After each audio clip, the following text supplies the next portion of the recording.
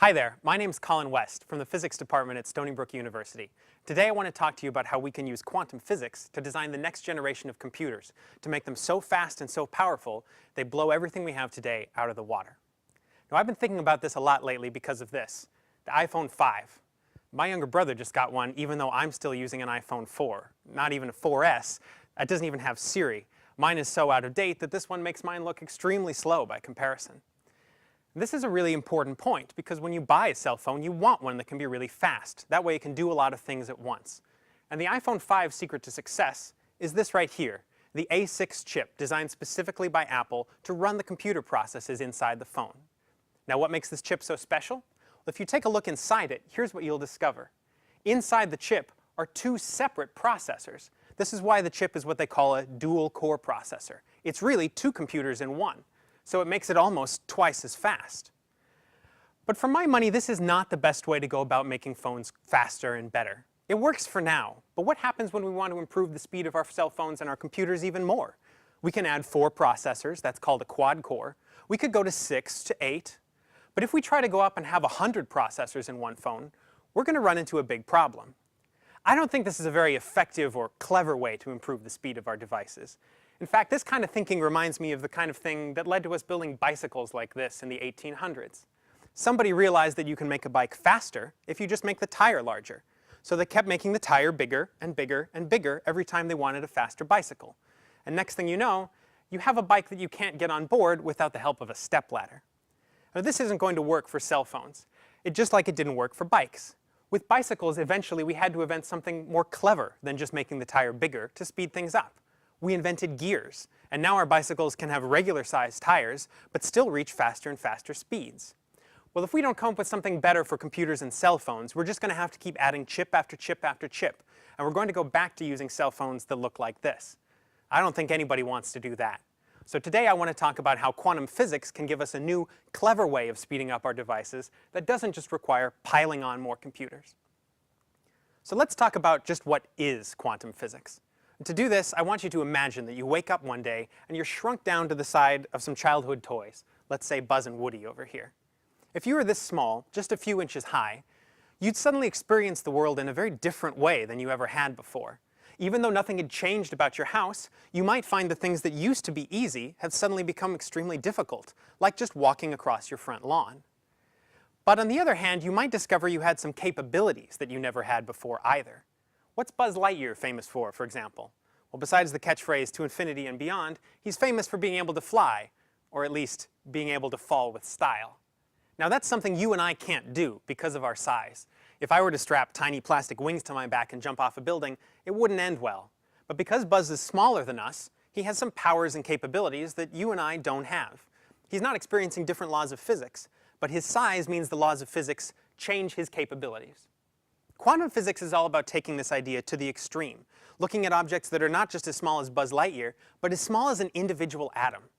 Atoms are so preposterously small that they have an enormous number of new capabilities that regular-sized objects don't have. Just to give you some sense of how small we're talking about here, imagine holding a penny in your hand and then looking up at the full moon. The moon is enormously larger than a penny could ever be. A penny is almost inconsequential by comparison. But that size differential is the same as the difference in scale between a penny and an atom. If you were an atom, a penny would look as large to you as the entire moon looks to a penny. So we're talking about objects that are just unimaginably tiny. But at that scale, they also become unimaginably different, and this is the idea behind quantum physics. Quantum objects have a number of unique powers, but the one I'm going to talk about today is something that physicists call the principle of superposition. It goes like this. When you have a quantum object that can be in one of two or more different states, it can be in all of them at the same time if it chooses. So take this penny, for example. If I were to shrink it down to the size of an individual atom, a penny, which usually has to be either heads or tails, could be heads and tails at the same time. Now, this may seem incredibly strange, and it should be unexpected because nothing in our day-to-day lives has this capability. The objects we're used to interacting with are just too large. But quantum objects can do this. But there's a catch. This kind of funny business can only happen behind your back if you're not looking at the object directly. Now this may seem like a cheat. Of course, I can tell you that anything happens when you're not looking and tell you that it goes back to normal when you look at the object again. But this can be tested, and it has been very extensively.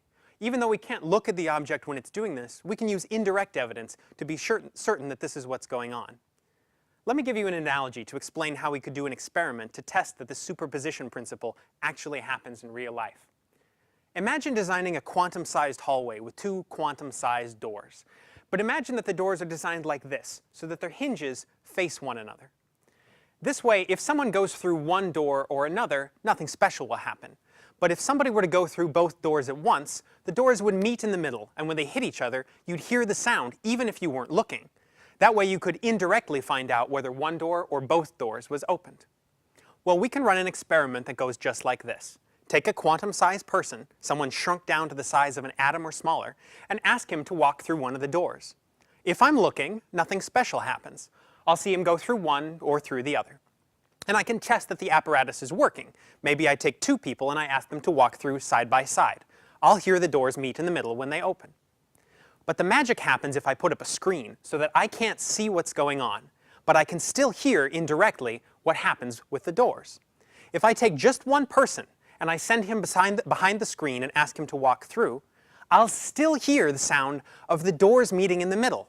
Why? Because this is a quantum-sized person who has a choice between the left and the right. And we know from the principle of superposition that when he has that choice, he can choose to go through both doors simultaneously. So even though I'm not watching, I can verify that this must be what's going on. Now, that was just an analogy, but it's very similar to a real experiment that can and has been done many, many times in the past decades. It's a very famous experiment called the TwoSlit Experiment, and it looks something like this. Instead of a quantum person, we use an individual electron, still small enough that it plays by the rules of quantum mechanics. And instead of two doors, we just use two slits in a sheet of metal. Now, in order to detect what's going on, we put some electron detector back behind it, and you can see here there's two possible outcomes. If you're watching and you send the electrons through one at a time, the detector will display a pattern that looks like this. One bump on the top when it went through the upper door, and one bump on the bottom if it goes through the lower door. If you send in two electrons simultaneously, you see a weird pattern like this one on the left. That's called an interference pattern, and it represents the same thing as the two doors hitting together. The fact that I sent one electron through each slit caused them to interfere with one another and produce this pattern. And if I block my view of the apparatus and prevent myself from monitoring where the electrons go as they travel through the experiment, I'll still see this interference pattern even if I only send one electron through at a time. So once again, we can see through indirect evidence that the powers of quantum physics are allowing this electron to travel through both slits simultaneously through superposition. So why is any of this important? Well, let me ask you a question. Have you ever been confronted by a screen like this at a really inopportune time? I know I have. This is one of the worst things about modern computing, right? You just want to watch a movie, load a video game, or instead you discover that the computer has to think for a long time before you're able to start relaxing.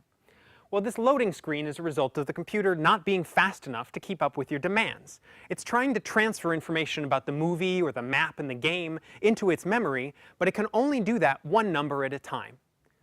Inside a computer memory, really, there's nothing more than just a large bank of switches. And the way the computer thinks about a number or a piece of information is to encode that information in the patterns of the switches. Maybe this pattern, down, down, up, down, corresponds to the color red and might represent the first pixel in the movie that it's trying to load. As you can see, by its very construction, a regular computer is limited in what it can think about to one number at a time. Any particular set of switches can only do one thing. But with quantum mechanics, we could design quantum scale switches that would have a capability these regular switches don't have. As we just learned, a quantum object can be in two places at once, so a quantum switch could be up and down at the same time.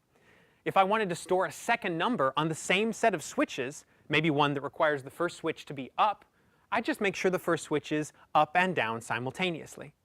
It turns out I can go even further. If I want to store a third number on top of this, with the switch up again, I can set the switch to be 2/3 up and 1/3 down with the power of superposition. And in this way, a computer designed from quantum components could think about many, almost an infinite number of numbers all at the same time, rather than just one. Now there are some limitations to this. Because the computer would be thinking about so many things, it wouldn't be able to have a sharp and precise picture of any particular piece of it at the same time. But if we're careful about how we use the information, we may be able to get away with using just broad details that don't require us to focus on any particular number. Let me show you how this works. In a second, I'm going to flash some faces on the screen, and I want you to look at them and try to remember as much about them as you can. Ready? I didn't give you very long to look at the faces, so if I asked you to describe for me the age and ethnicity of each face, you might have difficulty doing that. But suppose I just asked you to tell me how many of those faces were female. I bet even in the short amount of time you could tell me just one, because you were able to look at all the faces simultaneously and discover a pattern in the broad details. That's how a quantum computer would answer that question, by thinking about everything all at once and using the big picture to zero in on the answer. But a regular computer would have to do this in a much slower way, right? Because it can only load one piece of information at a time.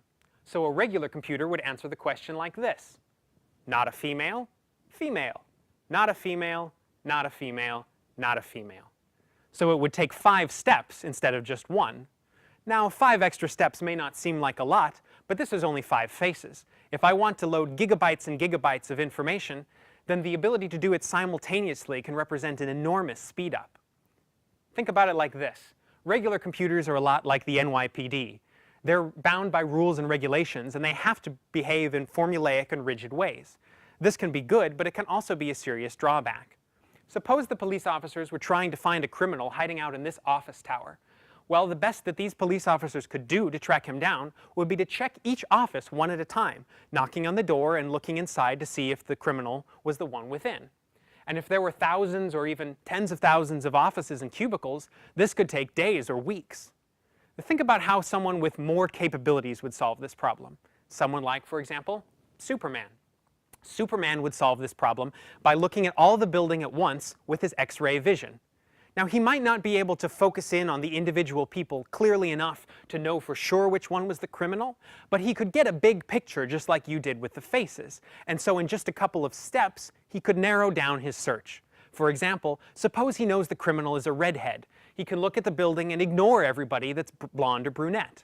Suppose he knows that the criminal is more than 6 feet tall. In step 2, he can ignore everybody who's shorter than that height. And maybe in step 3, he'll already have narrowed it down to just one person, who's starting to sound like Conan O'Brien. I don't know what he did wrong, but either way, in just a few steps, Superman can accomplish what the police department would have to do in thousands or tens of thousands by progressing through the offices one at a time.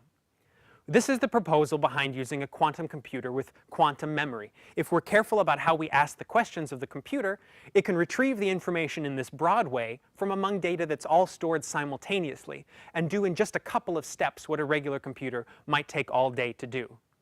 This has real implications beyond just the ability to watch movies more quickly or load Angry Birds on my phone. Scientists everywhere have found that their capabilities in studying different problems in the world are limited significantly by what they can use their computers for. For example, in my research group, we do studies of how quantum objects behave using regular computers.